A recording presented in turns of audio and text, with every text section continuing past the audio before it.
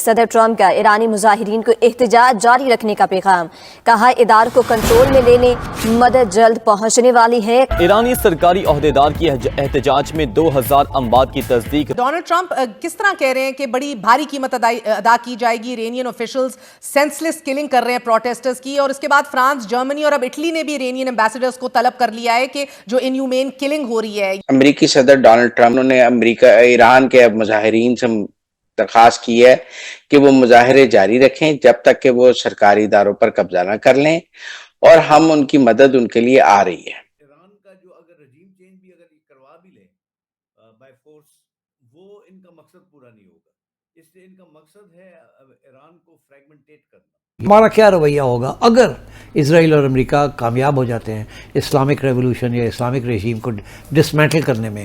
تو کیا اس سے یہ اخذ کیا جائے کہ ایک نئی جنگ کا آغاز ڈونلڈ ٹرمپ اور اسرائیل مل کر کرنے جا رہے ہیں؟ 57 پتہ نہیں 59 ممالک جو ہیں مسلمانوں کیا کر رہے ہیں، کیا دھنیا بیچ رہے ہیں؟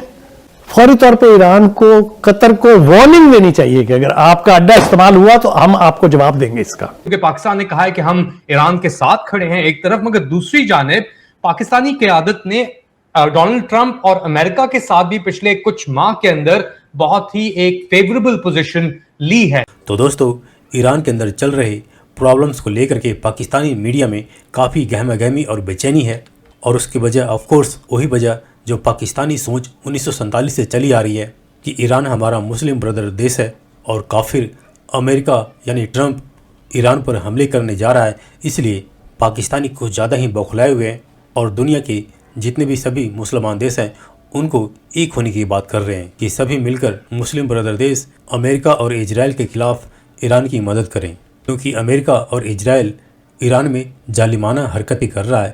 ایسی باتیں پاکستانی میڈیا تو کر ہی رہی ہے، لیکن آئرنی یہ ہے کہ اسی پاکستانی میڈیا کا مائے باپ یعنی پاکستان کی جو اسٹیبلشمنٹ ہے، گورنمنٹ ہے، وہ سو کالڈ ظالم ٹرمپ کا فیوریٹ بنا ہوا ہے، اور ٹرمپ کو یہی پاکستانی اسٹیبلشمنٹ ایک نہیں بلکہ کئی بار نوبل پرسکار دینے کی بھی حمایت کر دی ہے، جس پر یہی پاکستانی میڈیا جو ابھی ٹرمپ پہ بوکھلائی ہوئی ہے، اسی ٹرمپ کو نوبل پرسکار دینے پر اپنے ہی پاکستانی اسٹیبلشمنٹ کے قصیدے گڑھنے میں لگا ہوا تھا۔ تو دوستو، اس پر آپ کا کیا کہنا ہے آپ نیچے کمنٹ کر کے بتا سکتے ہیں۔ تو آئیے دیکھتے ہیں آج کی اس پاکستانی میڈیا کی لیٹسٹ ویڈیو کو۔ ساتھ ہی آپ سے ریکویسٹ ہے کہ پلیز چینل کو سبسکرائب کر کے ہمیں سہیوگ دیں۔ Thank you.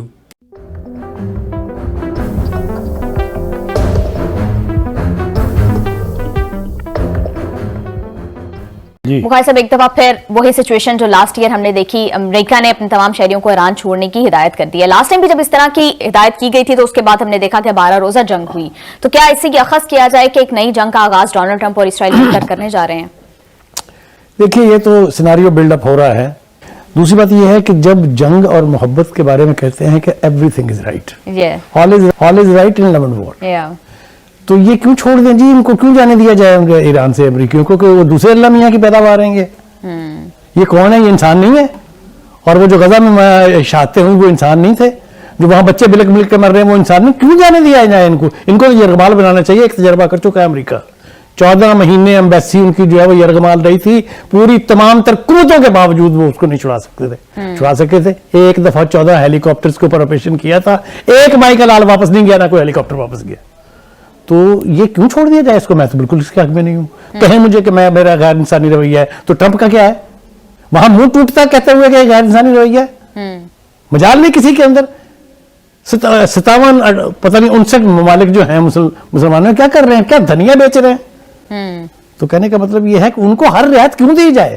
ایک بات۔ دوسری بات یہ ہے کہ میرے خیال سے فوری طور پہ ایران کو، قطر کو وارننگ دینی چاہیے کہ اگر آپ کا اڈا استعمال ہوا تو ہم آپ کو جواب دیں گے اس کا۔ لاسٹ ٹائم بھی اور قطر کی لیڈرشپ کو چاہیے کہ غیرت کا مظاہرہ کریں اور انہیں کہیں کہ یہاں سے موومنٹ مت کیجیے گا آپ، کیونکہ پھر یہ تباہی بہت بڑی ہوگی۔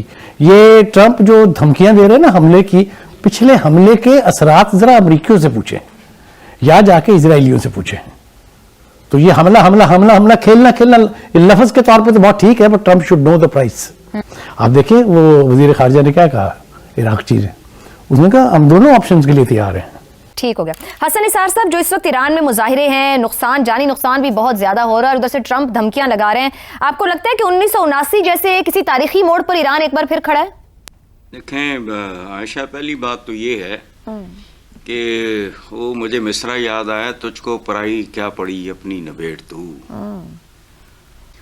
عربی کا ایک محاورہ ہے جس کا ترجمہ ہے کمزور کا غصہ ندامت اور شرمندگی پہ ختم ہوتا ہے. اب معاملہ یہاں مجھے جو لگتا ہے کہ سکندر کے الیگزینڈر کے موڈ کی بات ہے. پورس کو بحال رکھیں یا معزول کر دیں, اور میرا خیال ہے ٹرمپ سکندر نہیں ہے. اگلے ہفتے کے پروگرام تک میرا خیال ہے, مجھے یہ سارا کچھ میں یاد دلاؤں گا آپ کو. اچھا, سب سے بڑی اور خوفناک بات یہ ہے, میں لاسٹ میں نے وزٹڈ, میں گیا ہوں, میں امام کے 40 میں پی آئی واز انوائٹیڈ.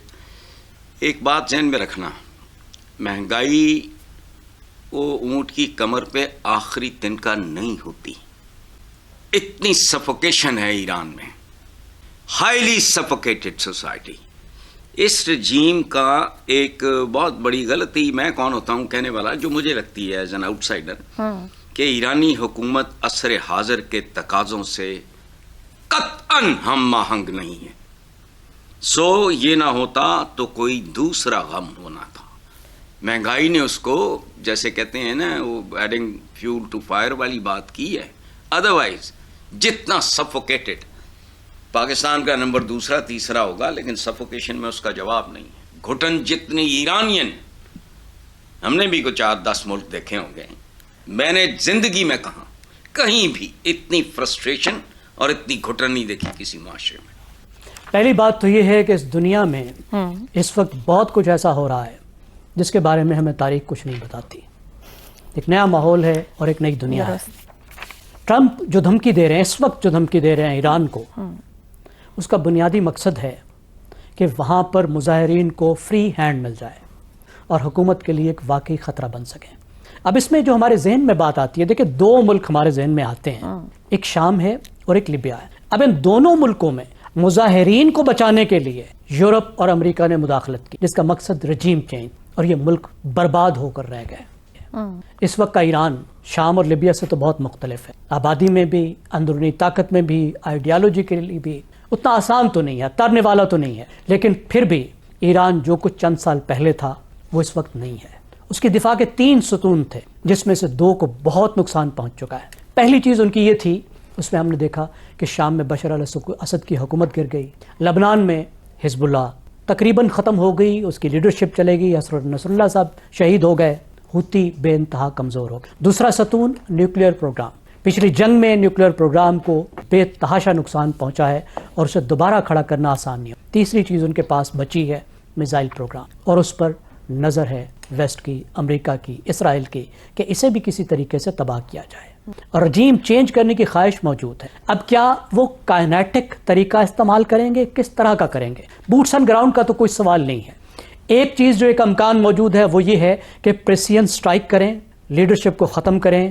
ہم نے دیکھا پچھلی جنگ میں کہ ان کو بے تحاشا معلومات حاصل ہیں ایران کے اندر سے, ایران کے رہنماؤں کے بارے میں, جس طریقے سے ان کو چن چن کر ٹارگیٹڈ ختم کیا گیا. ایک تو یہ ہے کہ دوبارہ اس طرح کے حملے کیے جائیں اور ایران کو مجبور کیا جائے کہ وہ امریکہ کی شرط, اسرائیل کی شرط پہ مذاکرات کرے اور ان کی بات مانے.